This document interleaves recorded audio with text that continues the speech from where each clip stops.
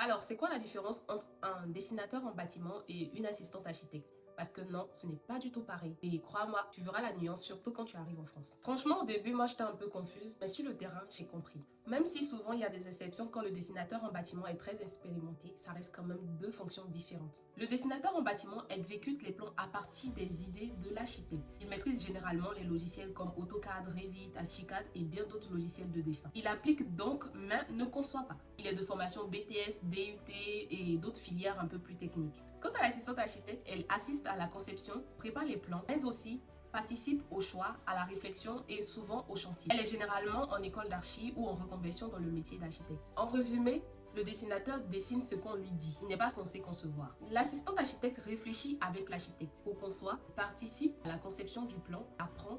En gros, c'est une mini-architecte en devenir. Ce que j'ai remarqué très souvent, c'est que tu travailles en tant qu'assistante architecte, mais on te paye comme un simple dessinateur en bâtiment. Donc, tu conçois, tu gères les plans, tu proposes, et tout ça avec le grade BTS. Il faut connaître la nuance, surtout pour faire valoir tes vraies valeurs et te vendre bien sur le marché de l'emploi.